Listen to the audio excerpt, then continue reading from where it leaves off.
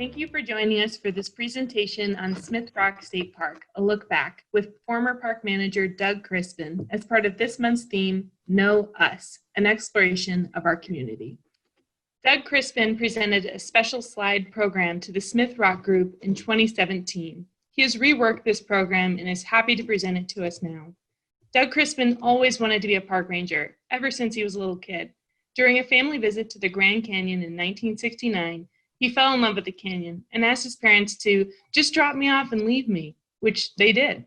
At the tender age of 17, he began his park career, working as a busboy at the famous El Tovar Hotel.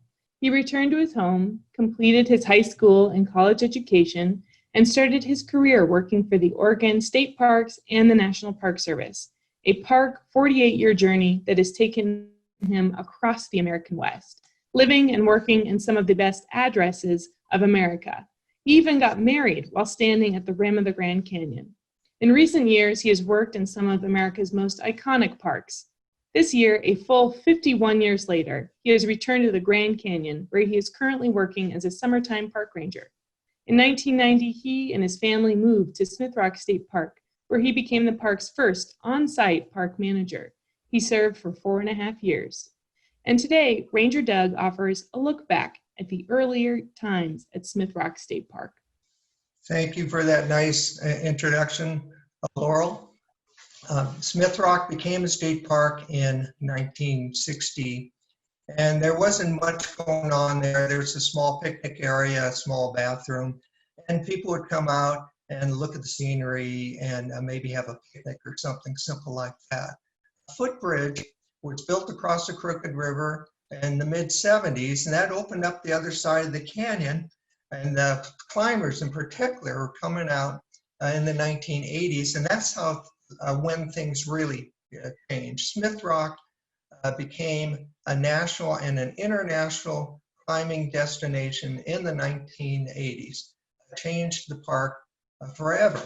There were these impossible cliff faces that were climbed under the leadership of Alan Watts, a local climber. And in 1986, To Bolt or Not to Be was America's first 514 rated rock climb, which is equivalent to Roger Bannister completing the 4-minute mile, breaking the 4-minute mile barrier in track and field in 1954. This was a landmark accomplishment showing the possibilities of human athletic achievement when To Bolt or Not to Be was climbed, and it happened right here at Smith Rock State Park. Now, rock climbing is a new form of recreation. It's kind of non-traditional in the sense that Oregon State Parks didn't know what to do with these folks. Should we have pack inspection? Should we have gear and proficiency test? How should we manage this non-traditional group of park recreators? Well, the state park reached out to the Department of Justice and asked for a legal opinion on what the park should do. And their opinion was, the more hands-off you are in terms of regulating and controlling this recreation, then the greater measure of legal protection that you have. So that kind of opened the door for state parks. In other words, that we don't have to be involved in the day-to-day management, let the climbers manage themselves. State parks is excellent when it comes to facilities and developments. Oregon State Parks knows how to put in campgrounds and picnic areas. And if you're in a water recreation park, they know about boat docks and boat launch stations and fish cleaning places and whatnot. So state parks concentrated on what they knew best and what they could best do to serve this new form of recreation group called the rock climbers, and that's trail building. From the 1980s, they started a program of building trails. And the point is, you either give climbers a decent trail to get to the bottom of the crags in their climbs, or they're just going to trash the whole hillside getting there. So it was a win-win for not only state parks preserving, protecting some of these fragile desert slopes, but the rock climbers were pleased as punch to have actual access trails to park out of their way to develop trails so that they could get to the crags and do their climbs. There was the climbers loved having these access trails, but the trails were not built strictly for the climbing crowd.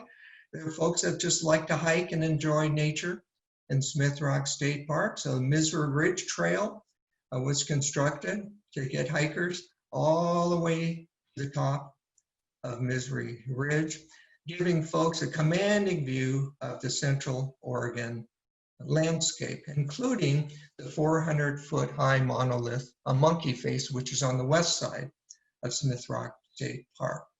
Now, in the 80s, the park had an informal camping area. They never called it a campground. They called it a bivouac area, which is a climber's term, a mountaineer's term for kind of an impromptu, a low-key overnight rest. And this was established a short distance from the picnic area.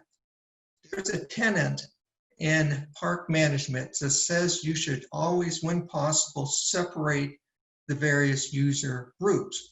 But it wasn't working at Smith Rock because we had the overnight folks in the bivouac area parking and using the day use area. People were taking showers in the use area, and it was clear that we needed to have an upgraded facility both for parking and for camping at Smith Rock State Park. So the three areas I'd like to talk about today are the upgraded, an effort to upgrade facilities at Smith Rock, work on relations with the various user and interest groups, all the while trying to protect the outstanding natural features of Smith Rock State Park. So let's look at the facilities first. I didn't have to come up with a lot of new ideas on what to do or not to do. The park had just completed a public master planning process before I got there, and it laid out a lot of the developments that I was supposed to see happen in the early 1990s. One of the first deficiencies, facility problems, was the aging footbridge down in the bottom of the canyon. And this bridge, we had propped up, literally with props and supports from the river. It was sagging so much, it was clear that it had to be replaced. Oregon State Parks hired a contractor and was able to get down into the canyon. I think it was 107-foot long, 2 glue-lam beams, and I'm happy to report we didn't have to lose any trees. We did do a little bit of pruning to get it down there, but the contractor was able to get it all the way down to the bottom of the canyon, remove the old bridge, set the new beams in place. And there are many good things about being an Oregon State Park Ranger then. And one of the best is it's a hands-on profession. Yes, the contractor replaced the beams, the bridge beams, but it was myself and the park staff that redecked the bridge, put the railings back on, and did all of the finish work.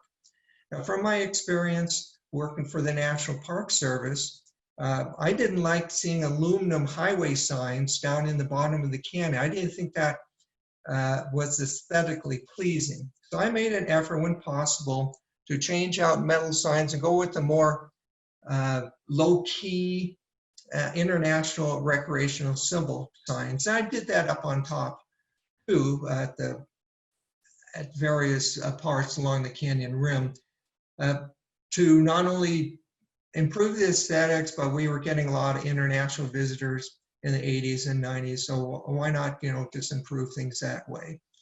State parks got on the recycle bandwagon very early in the 1990s, and Smith Rock followed suit. Yeah, it was extra work for us. We had to take the glass into Redmond, recycling regularly. But, it was an appropriate thing to have in a park, a recycle area.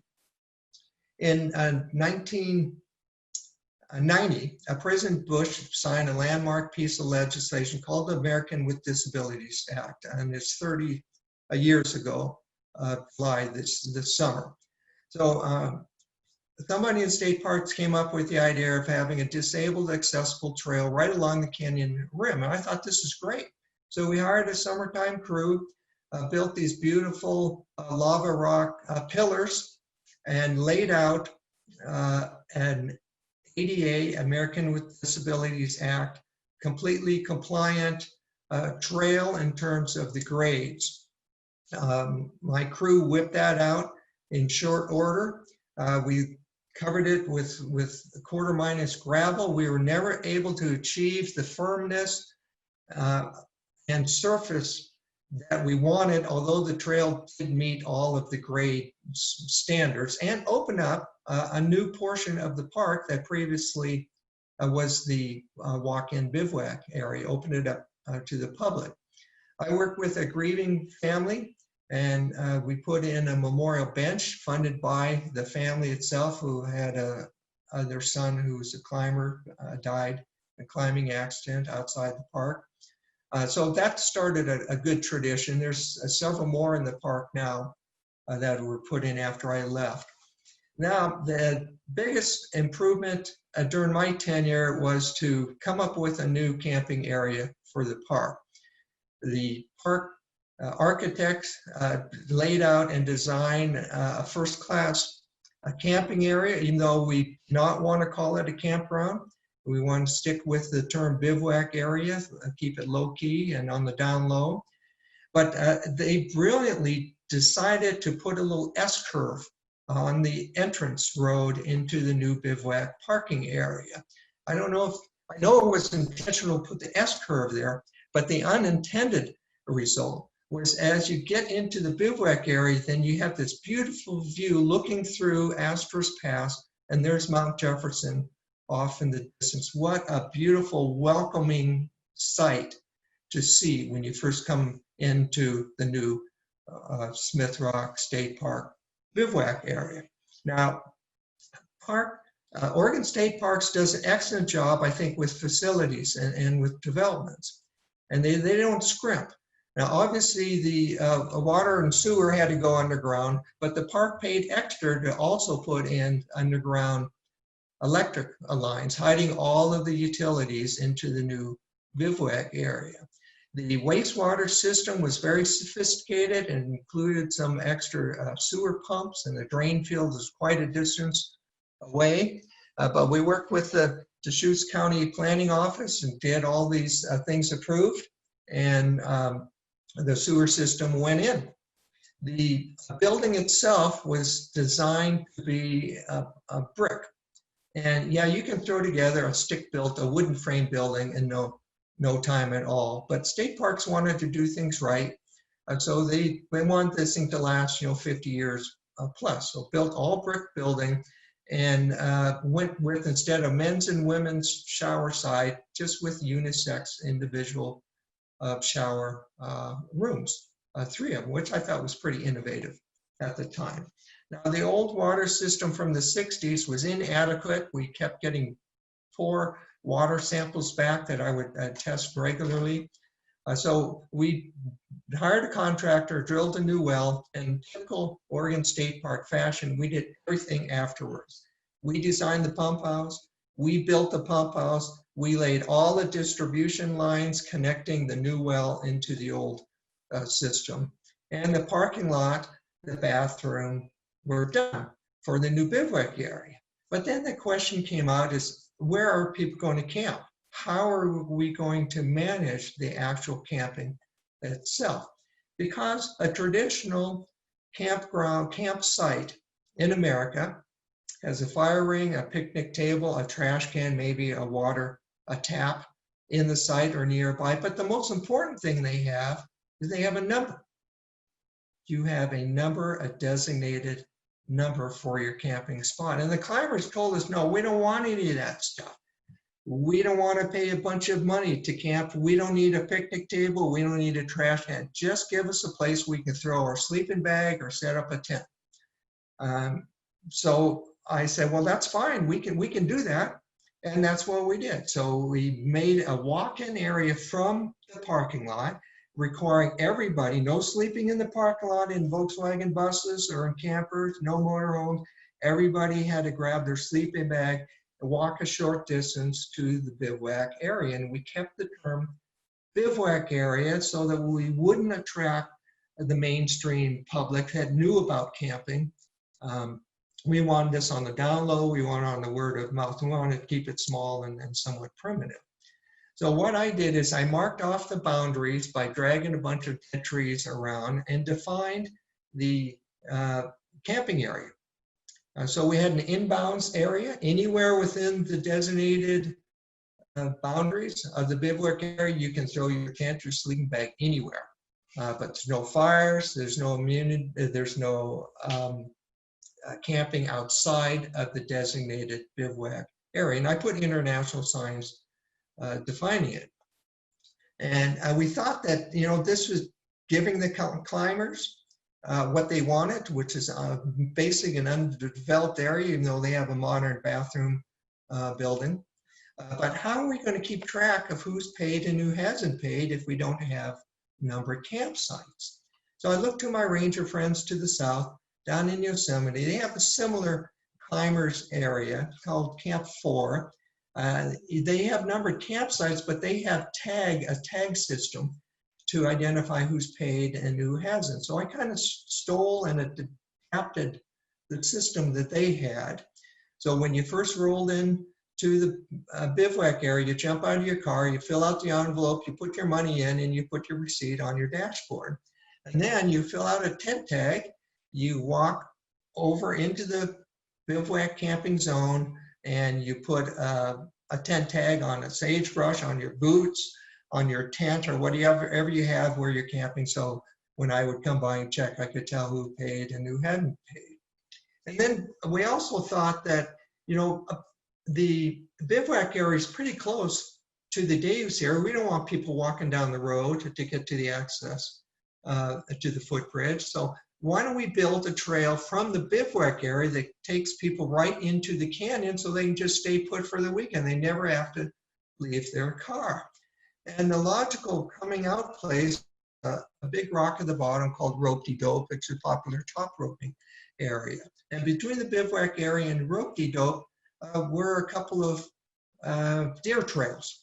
And so we hired a trail crew, got all the supplies down there, and they basically improved a deer trail. And just in a matter of maybe 2 months or so, they had a beautiful, nice new access trail leading straight from the bivouac area into the bottom of the canyon, a short walk to the footbridge, and then you have all of Smith Rock open to you from there. I'm very proud that we anticipated a need. This is unusual for government. You usually wait for something to blow up and they say, oh, geez, people are hiking all over the place. We need to build a trail. No, we anticipated this need. We built an access trail months before the bivouac area opened, and it was a huge success, and people love leaving their cars behind for the whole weekend and enjoying the park. So when it was time to open the park, this was a non-traditional camping area, as I said. So you can't have a traditional ribbon cutting. It just wouldn't fit for Smith Rock State Park. What's the most important part of a climber's equipment and gear? I think it's a climbing rope. So what I did for the official bivouac dedication, the park director, Dave Talbot, came out, and I stretched a climbing rope across the entrance to the bivouac area. He unclipped ceremoniously, Dave Talbot unclipped the carabiner, dropped the climbing rope down, and that was our so-called ribbon cutting for the opening of the bivouac area. And then, you know, it's been a huge success ever since, and it's not just for the climbers, it's for anybody. The hikers and folks who just want a more primitive camping experience, you know, love the bivouac area. And I'm telling you, I will put the scenery from the bivouac area up against any other national or state park in the American West. I think it's one of the premier camping situations we have anywhere in the American West. Okay. So then I had to figure out, well, how do I improve relations with emergency responders? And how do I figure out this group called the rock climbers? That they're a very unique recreation group.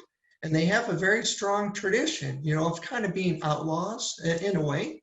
It's kind of like the surfers and the early snowboarders. We don't need no rangers telling us what we can and can't do. They're very independent, proud folks. That's what attracts them to the mountains and to the crags. So that attitude, of leave us alone, we're independent, was fine, in the 50s and the 60s. But, up in the modern era, it just wasn't cutting it, because the climbers were finding that some of the public climbing areas were being closed to them because of resource issues. For example, Waco Tanks State Park in Texas had climbing closures. Devil's Tower, my friend was the park superintendent there, and she instituted a voluntary closure for the whole month of June in deference to some of the Plains Indian tribes who think it's sacred and they didn't want people climbing it during the summer solstice. Then I had to reach out to the search and rescue community, because the climbers were in the press a lot. The search and rescue group, they're used to dealing with hunters and with lost hikers. But the climbers and the mountaineers were putting some stresses on the search and rescue community, people that were doing idiot things and requiring a rescue off of a high peak or something. And, Smith Rock was kind of in the middle of this as well. The last 2 years I was in the park, we had 3 helicopter evacuations a year from injured visitors. And of course, this is big news whenever there's a helicopter evacuation from the park, and it would not reflect positively on the park. People are saying, what's going on down there? Too many people are getting injured or nearly killed. Thankfully, there were no fatalities in the park during my tenure there, and I did see my share of some serious climbing injuries. But then what I found out is, for example, this fellow here fell off of Astor's Pass. He was not climbing. He was scrambling and hiking, took a bad tumble. Thank goodness it was in the summer and the river was low. We were able to land a helicopter and evacuate him without too much issue. But of course, the press picked up on it. Anytime there's an injury in the park, it's always a fallen Smith Rock climber is injured and evacuated from the park. Another classic story, some local fella came out after work, tried to get down to the Crooked River, fell off a cliff, took a nasty fall, and was technically evacuated from the Deschutes County Sheriff's Office. So how was that reported? It wasn't a fisherman falls off a cliff at Smith Rock. No, it was another climber recovering from injuries, fell off a cliff. And this poor woman here was hiking up the Mesa Ridge Trail, slipped and fell, broke her tibia and fibula and lower leg. That was a drive-out evacuation from the ambulance at the Footbridge. Again, reported climber recovering from injuries at Smith Rock State Park. Now, one of our oldest climbing institutions, called the American Alpine Club, was aware of this problem of access and closures. And they have a subcommittee over the years looking into the issue of climbing closures in America. In 1991, this group broke away and became a nonprofit standalone organization called the Access Fund. And their job was to deal with private landowners as well as government officials who wanted to put restrictions or closures on the climbing and try to work out compromises. The Access Fund looked at what was going on at Smith Rock, which was mostly positive relations between the rangers and the climbers. And they said, we really like this hands-off policy and it's working at Smith Rock, so maybe it's a model for some of our other areas in America. So they asked me to sit on their National Advisory Council board, which is only maybe 3 or 4 or 5 of us land managers that were on this. The rest were industry and private individuals and whatnot. But it gave me a chance to travel around the West, several different Western states on Access Fund rendezvous and meetings, and do workshops, be in panel discussions, and brag about what was working, what I thought was working positively at Smith Rock State Park.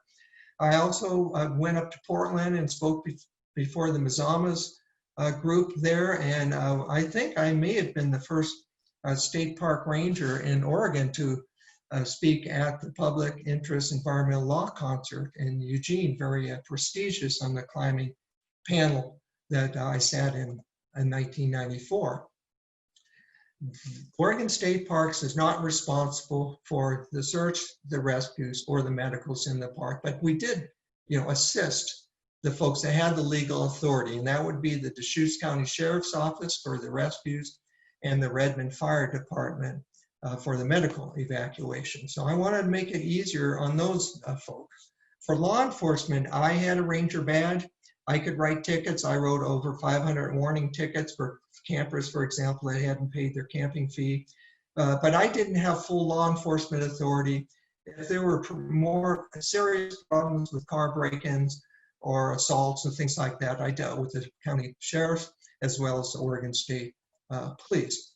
But along the way, I was learning the tradition of the mountaineers and the climbers. And this fierce independence tradition that they had also ended up being a positive thing. They had an ethic. You get in trouble in the woods, you should get yourself out as much as possible. I thought that was a great ethic. So to build upon that, I looked at something simple as a fire extinguisher hanging in a public building, or a defibrillator, or even a throw ring at a public boat dock. And I figured, why can't we do something like that at Smith Rock State Park to help people take care of themselves?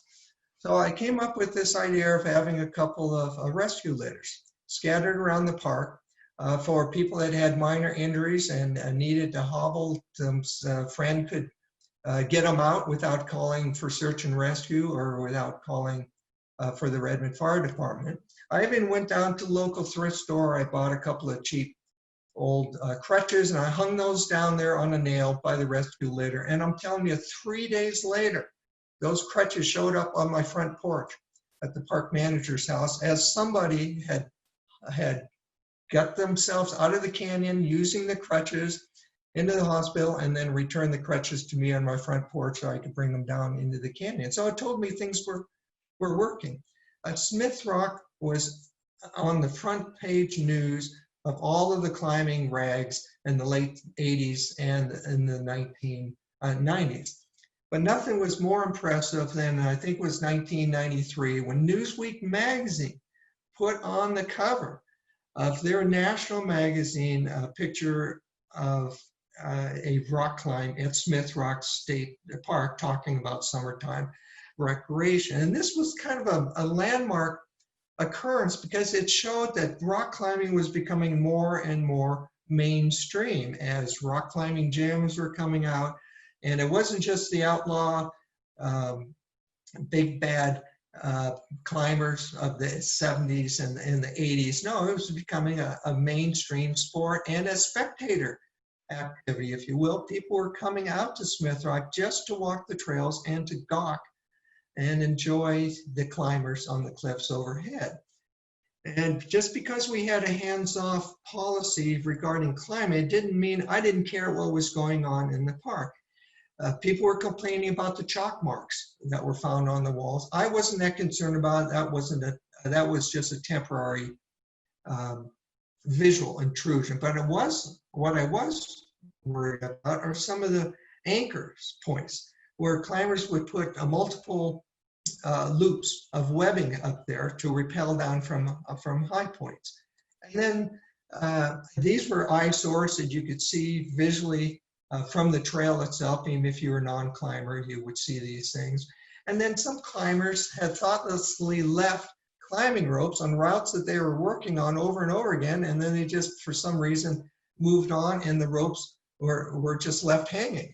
And I thought that's terrible. That's vertical litter, I started calling it. And there's only so much I could do to tie them up, get them out of the way so that kids weren't playing with them and stuff. So I worked with some of the local climbers. I said, if you do some cleanup for the park, replace some of those anchors, get rid of some of those abandoned ropes, I can get you guys some free publicity. And that's what happened in 1991. I thought it was a huge success. And I was so proud to see these new anchors that you could barely see with the naked eye. Some of the anchor chains were hand painted in the hangers so that they blended in with the Smith Rock tuff. It was a huge improvement. Now, I am a child of the 60s, and I attended the very first Earth Day protest of 1970, which was, what, 50 years ago in April. So when the climbers were talking about, well, let's have a cleanup day, let's have a service day, when should we do it? And I said, well, obviously, let's do it on Earth Day or nearabouts Earth Day weekend. And people can feel good about coming out and doing a service project for the park. And there's always trail work to be done. And you don't have to build new trails, but just to clean off the slumps and the water bars and whatnot. That's just an ongoing job. There were several abandoned vehicles, old junk cars in the park. I got rid of those on my own. But in my wanderings, I found some non-historic dumps, and we had some fence lines from previous park boundaries as the park expanded over the years that could have been taken down. So those are the kind of things we targeted on our first spring thing cleanup. And as I looked at the pile of trash that was collected after our first spring thing cleanup, I didn't see a lot of shiny metal there. I saw a lot of old stuff, a lot of rusted stuff, and which told me that visitors were caring for the park and doing a good job, not throwing their beer cans and cigarette butts and stuff around. So most of this cleanup we did was old, rusty stuff. And this has become an annual tradition. I'm proud to see it still going on all the way from the first spring thing in 1992. So how do you protect the natural resource of the park while allowing all these things to be going on in the park? Well, I learned very early on that the park was more than just a first-class hiking, scenic, and climbing area, that there were other things that called the park home, and there are raptors in particular, birds of prey, golden eagles, and prairie falcons. Both had active nests in the boundary of this 1 square mile state park in Central Oregon. I spent a lot of time, most of it after work, following the eagles. They had 6 or 7 nests, and every year they would move to a new location. And it was thrilling to know that thousands of people were coming out to hike and climb in the park, but yet golden eagles who had been here for way before the park can still continue to raise their young. I think in the early years, the park didn't do a particularly good job protecting the raptor nest. But under my watch, I said, I want to get serious about this. I want to work with the climbers. I want to work with the fish and wildlife folks. We're going to identify where the nest is. And I have legal authority as park manager to close some of the climbing routes. So I sought the advice of the climbers while working with Fish and Wildlife, and every year we would post springtime closures at the Footbridge, and for the most part, this was followed by the climbing community. And one year, the nest was in such a position that I could climb to the top of Misery Ridge and carefully look over the side and view the nest, and I could see what the parents were bringing in to feed the young every day. I saw monoliths, I saw rabbits, I saw a lot of pigeons. So I knew exactly what they were feeding their young, and it was just thrilling, week to week to see the young get older and older and start to flap their wings and actually successfully fledge from the nest. It was really fun to have a state park that had a golden eagle nest. And one day I was out there watching the eagles after work, and boom, this eagle goes flying by at full speed. I said, man, it's got something in its talons. I couldn't tell what it was exactly till it landed. I zoomed in with my spotting scope, and guess what? This eagle had caught probably a newborn deer fawn. It was still speckled.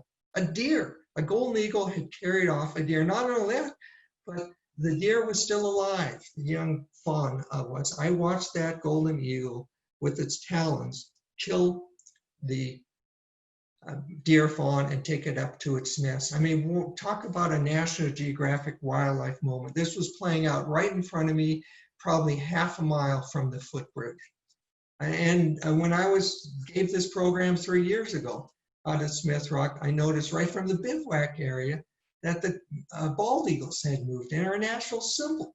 So not only were the resident raptors who were already in the park doing well, but actually expanding to have an active bald eagle nest that you can see right from the bivouac area. How cool was that? But way over on the west side of the park, the primary geologic feature and scenic feature is Monkey Face, a 400-foot high monolith. And I thought the park needed a nice loop trail. People were making loops off of Misery Ridge down to the west side and hiking back along the river, but it wasn't easy for them.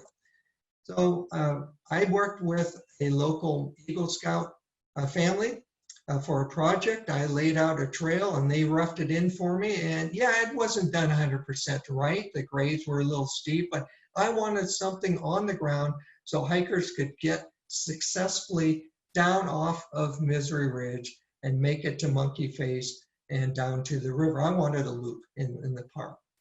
1993, I was approached by the U.S. Forest Service and the Bureau of Land Management. And I said, we'd like to do some training in your park. Would you be willing to host it? I said, well, what do you have in mind? They said, well, we have fire crews that need to get experience, helitac, working with helicopters and sling loads. And we can bring 3 helicopters with their support crews out to the park if you can think of some work that needs to be done by way of helicopter. I said, heck yeah, I can think of something. So I scrambled, I bought a bunch of 1/2-inch by 20-foot long steel reinforcement bars and 6x6 timbers. And I marked off 40 different, a bunch of locations in the backcountry of the park where I wanted these helicopter crews to drop the 6x6 timbers and the rebar so we could finish the trail that Boy Scouts had roughed in. And they were able to drop at no expense to Oregon State Park a total of 40 helicopter loads of supplies and materials for trail building in the backcountry. And part of this work crew included the Prineville hotshots in 1993. And I was very saddened to hear the next year that 9 of the 14 people killed in the Storm King fire in Colorado were the Prineville hotshots that were just in my park the year before doing some trail work. 1992, political presidential election year.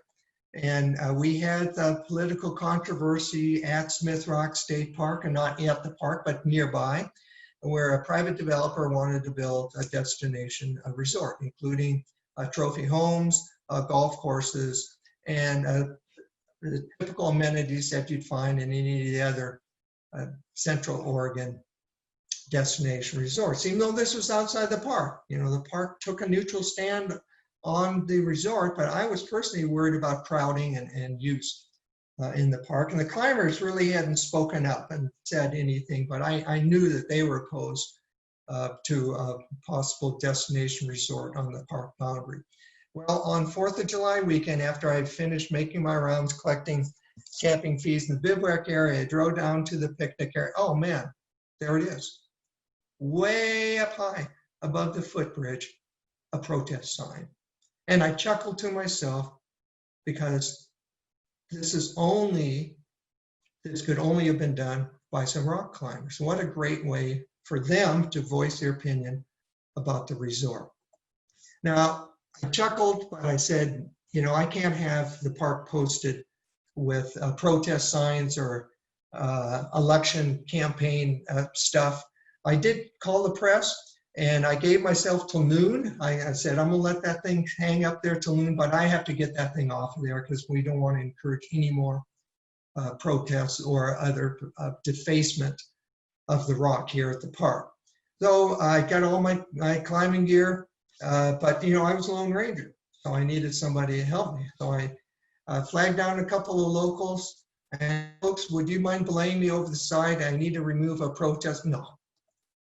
Fellows, can you give me a hand? I need somebody to belay me. There's this big protest. No, people would just walk on by. All the locals, no, they didn't want to help. But I did talk one German fellow who wasn't aware of the controversy into helping me. And I said, would you belay me off the top here so I can remove this down? He said, sure. So we went to the top. I had a pocket knife in my pocket and rappelled over the side and cut down the protest sign. And I'm still laughing to myself as I held up a picture of it, of the sign for a picture. And I noticed there were 6 bed sheets all carefully sewn together. Somebody take a lot of time in their home garage to make this protest sign, put it up in the middle of the night. But I hung on to this. I thought it was a funny souvenir, part of the history of the park. And at the next year's spring thing, I actually offered it for sale as an auction item. I think somebody paid $5 or $10 for it to support the Smith Rock group. So kind of came full cycle. Now, Oregon has a good history with the film industry, and nothing in the state of Oregon's got the history like Smith Rock does. I'm thinking back to the various Academy Award winners that have come out and shot part of their movie at Smith Rock State Park. John Wayne, Katharine Hepburn, Kevin Costner, John Travolta, Reese Witherspoon, all shot parts of their movie at Smith Rock State Park. This is an iconic Oregon landmark. And during my tenure there, parts of 3 feature films were filmed in the park. This brought off a particular unique challenge because I got a real introduction in a fast way to what a feature film is all about. The support crew is just massive trucks and caterings and lighting and everything else. I mean, it's a huge, huge entourage. I look at Smith Rock State Park and I see a skate park. The film crew looks at Smith Rock State Park and they see a movie studio. So the way to balance these is state parks, when they approved a filming permit, they required a full-time monitor on site to help protect the resources and make sure the film company is fulfilling the obligations of the written permit. And guess who that monitor was? That was me. So the first major film that was filmed there was Even Cowgirls Get the Blues. It was a huge, huge flop in the box office. But they came to me and they said, Ranger Doug, we need to land a helicopter on top of the Smith Rock group. We need to get some views from up there. This is in between the raptor nesting season. I think it was in November. So I said, fine. I think we should approve this. Now, of course, the star, Pat Morita, and some of the others got flown up there, but guess what? I had to hike myself up to the top to monitor their filming to make sure everything was going fine. Then they had to do some filming on the west side of the park. And with these film crews, they get the perfect shot in mind that they want to take, but there's a rock in the way, there's a tree limb, there's a sagebrush that needs to get moved. So they're constantly asking me, Doug, okay, it's okay if we move this rock, and we just cut a couple of limbs off this tree. No, I ain't letting you do any of that stuff. We have a trail on the west side. You put your camera track in the trail itself, because that's already been impacted. I'm sorry, you're just going to have to work around the rocks, the sagebrush, and the tree rims, and you have to be very careful. I felt very diligent and be very careful to make sure that they were honoring and respecting the natural resources of the park. White Wolves was shot at Rope-de-Dope Park. This featured Jennifer Love Hewitt. I don't believe she ever got credited. She was a young teenager at the time. They hired some climbers for some climbing scenes. And this is when I learned that, yes, film directors sometimes actually sit in director chairs when they're on location filming. I thought that was pretty funny. Then Walt Disney reached out to state parks. We're filming Homeward Bound, an animal story throughout Central Oregon. We would like to film at Smith Rock State Park. Well, what do you have in mind? Well, actually, We have in mind having a mountain lion scene overlooking the canyon at Smith Rock. Well, where do you want to do this? We'd like to set up right at the overlook, right at the main viewpoint, right at the main trailhead. I said, you're going to have live mountain lions right at the major access point to Smith Rock. I don't know if that's going to work. Oh, don't worry about it. We have 2 live lions. Sometimes they get cranky after 10 or 15 minutes. We just swap them out regularly. And we have a stuffed one. So everything will be fine. This is kind of routine Hollywood stuff. We do this all the time. And you can do a little bit of traffic control, let the hikers come and go through the trailhead, and we'll work around them. So that's what we did. We spent all day there in the park filming. It was a small crew. And when the movie came out, it made a total of about 3 seconds. Here's a screenshot from the actual movie. But, you know, pretty dramatic view, you have to admit. Now we were contacted by a Finnish candy bar company. And they applied for a permit to film. And I asked, what's up? What do you guys want to do? Well, we have this scene where there's some campers and they're attacked by a live grizzly. Well, whoa, wait a minute. You want to bring a live grizzly bear into Smith Rock State Park to film a candy bar commercial? Oh, yeah, but this is fine. His name's Grizz. He's been in a lot of movies and commercials. We'll trailer him up from Hollywood. And well, how are you going to keep him contained? I want to know. How are you going to keep people safe? Well, we string a wire fence, an electric fence down there, and he knows to stay inside the fence. And I said, well, that's great, fellas, but guess what? We don't have any electricity down at the Footbridge, which is where they wanted to do the filming. And they said, well, we never electrify the fence. And the Grizz, he doesn't know the difference. He just stays away from the fence. And I said, oh, man, I don't know about that. And I'm going to be the paid monitor to make sure everything is done properly. So we approved the filming permit, and from a safe distance, a very safe distance, I stood off in the bushes and I watched this Grizz came out of his trailer, and the trainer made him stand up on his hind feet, and that film crew was very happy. They got the shots that they needed. And then we were contacted, State Parks was contacted by Columbia Sportswear.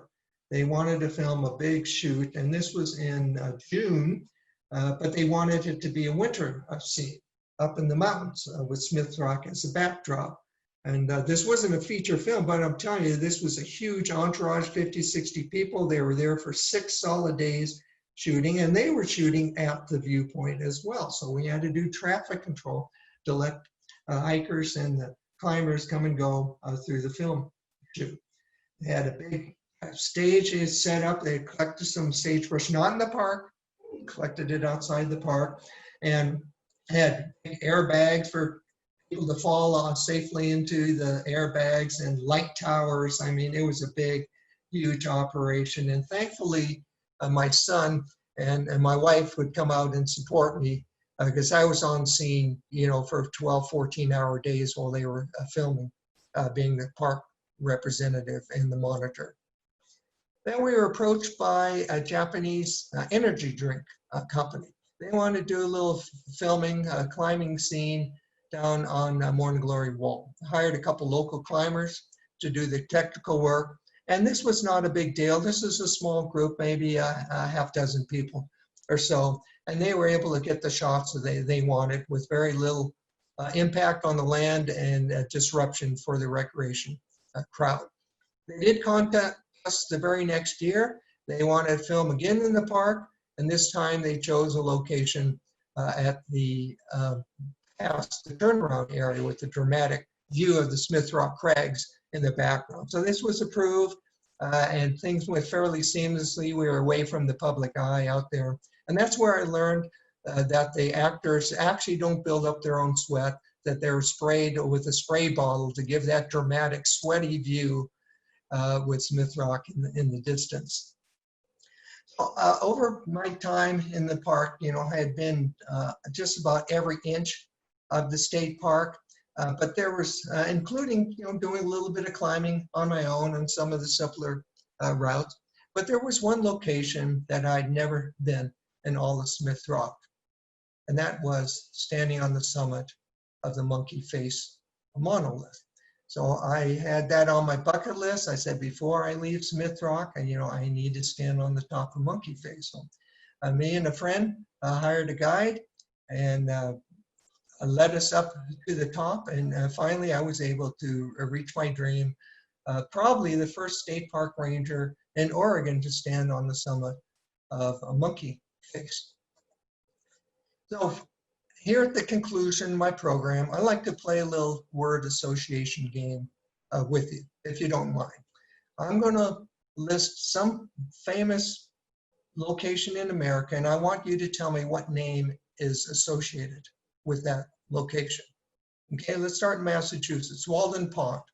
Who would you think of when you hear the term Walden Pond? How about Henry David Thoreau? I mean, that was the name of his classic book that he wrote.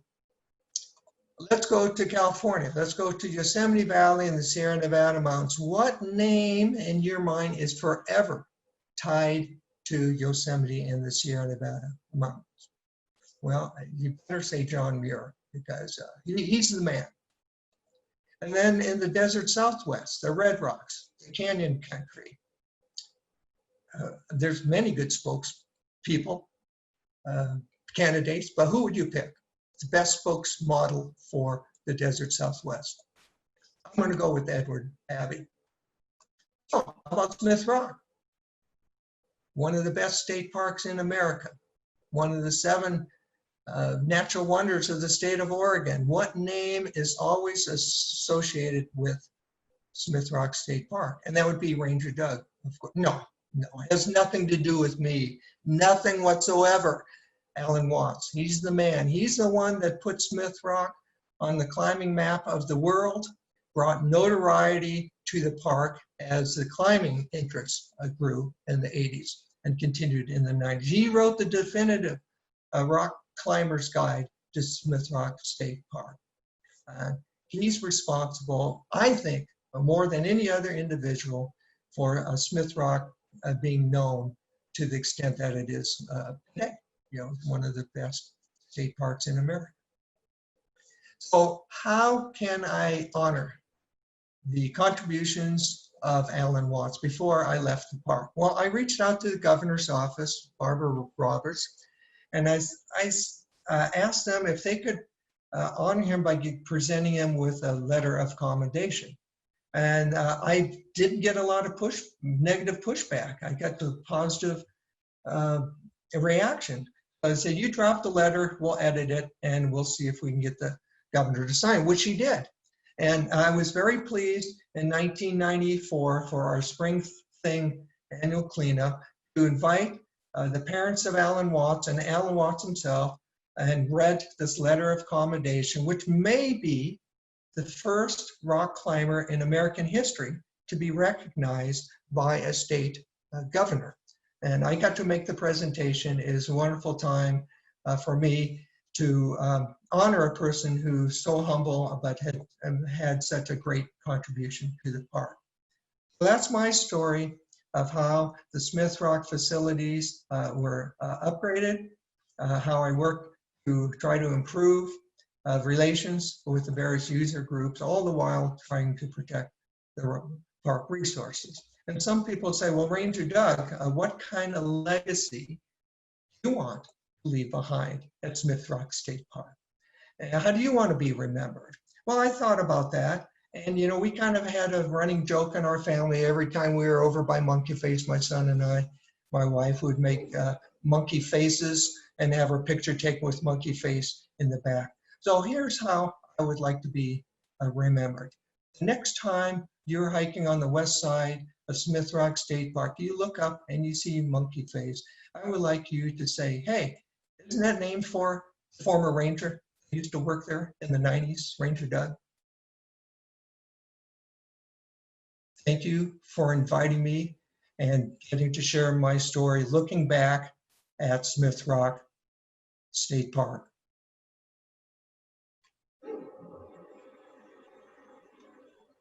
Thank you, Doug. That was great. Think it came out okay? I think it came out great. What is the last time you went back and revisited Smith Rock?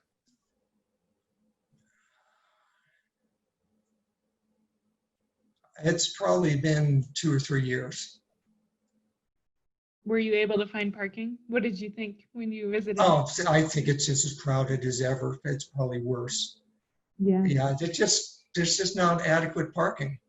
And you know, Yeah. after I left, they built a big oversized parking area where the old bivouac area is, right where the road curves. Mhm. And I'm sure that's filled up all of the time too.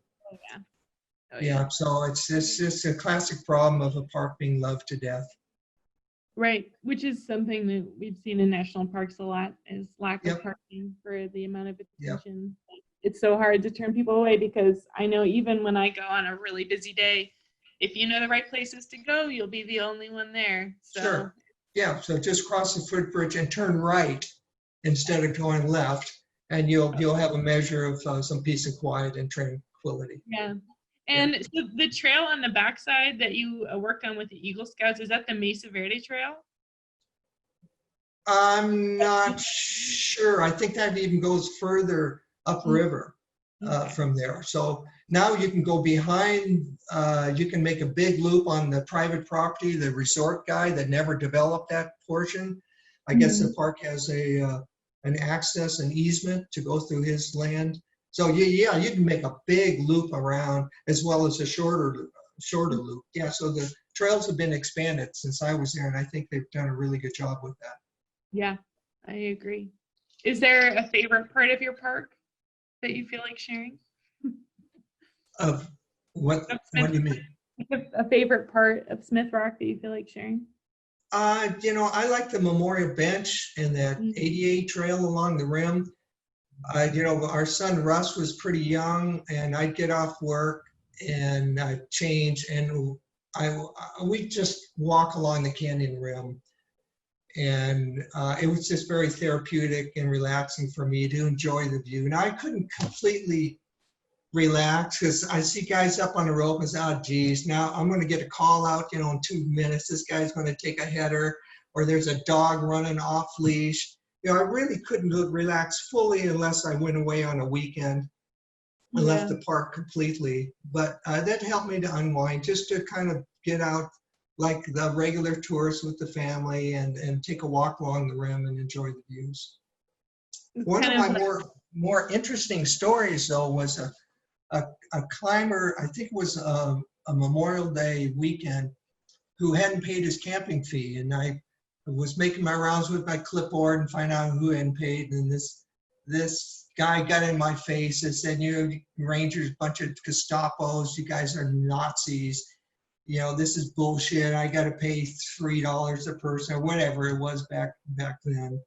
I said, hey, I don't care. I'm writing. I wrote them a written warning. Everybody that didn't pay, they instantly got a written warning. And if it was a second offense and I could remember them, then I'd write them a ticket. So I wrote them a written warning. I said, I don't care. You know, it's optional. You either stay here and pay or you go out to Forest Service land and camp outside the park. So later that afternoon, I got a medical call out. This same fellow that got in my grill, he was climbing on the peanut, no, I forget what the name of it is, but up the Misery Ridge Trail, there was a small climb. He was following the climb and he passed out on the climb. He went unconscious. They lowered him carefully to the ground and they got him breathing again. And I was the first responder to show up. I took the guy's pulse and it was 30. His heart rate was 30, you know, and normal is like 60, 70, 80, something like that. So the guy was his heart was just barely going. Wow. He was conscious. They took him to the hospital. And I took all his climbing gear back to the park residence. He was climbing with his girlfriend. I said, when you get out of the hospital, you know, just stop by the house. I'll get all your climbing gear back to you. So they stopped by and he said, hey, I'm feeling fine. You know, I know I have this congenital heart issue, it just flared up on him. He was 30 years old. And then I said, you know, I feel uncomfortable going out to the national grasslands, having you camp there in case something comes up with your heart again. You know, why don't you just crash in the backyard? Just throw your tent in my backyard. I have a phone. This before cell phones and stuff. He was reluctant, but I talked him into it, him and his girlfriend. And then as things would have it, you know, it started raining about 5, 6 o'clock at night. So I hauled out, hey, just drag your sleeping bag, throw your sleeping bag on the carpet here in the living room. I don't care. So he did, and then he stayed the rest of the weekend. He only stayed one night with me, but he finished climbing and then went back to California. And then about a month later, have I told you the story before? Yeah, I remember hearing it, but I don't remember the ending. Well, I got a call about a month later. Somebody came by the house and said, hey, some guy's looking for the park manager, and that's not a good sign. Yeah. I said, oh, geez, where is he? He was down the picnic area. So I went down there and I found the guy, and he says, are you the park manager? I said, yes, I am. My name's Ranger Doug. He says, well, I just want to let you know, do you remember this guy that you helped out a month ago with the bad heart? And I said, yeah, I remember. I let him stay in the backyard. He said, well, he died. He was leading, he's a professional guide. He was leading a climb up on top of Mount Shasta, and he died from his heart condition. And he said, I got a hold of my son's diary. I read how you were very helpful to him. You let him spend the night in your living room. And I want to make a donation to the park in his name. I said, wow, I'm very honored. This is great. Let me think about it and see what we can do. So I came up with the idea of, I asked him how much he wanted to donate, 400, 500, 600, something like that. I said, well, let me do some research. So this memorial bench that we ended up putting in was $400. So he bought it. He came out with me. He poured the footings for me. He helped me set it in ground. He had a nice little plaque made up with the son's name. And I said, bring some climbing gear with you when you come. So he brought a bag of carabiners and some friends and stuff. And I said, why don't we take a piece of climbing gear and we're going to bury it in the concrete, and it'll just be between you and me, because climbers are very attached to their climbing gear. Yeah. And so we took a little, I forget what it was, a nut or a friend or something, and we put in the concrete behind the plaque. And that's something just he knows about, and I know about. So I felt really good about that. You know, you never know. You reach out to help some poor visitor. You just never know what will come of that. So that's one of my favorite Smith Rock stories. Yeah. Well, thanks for taking the time, Doug. Okay. Thanks for the invite. Enjoy your summer in the canyon. Okay.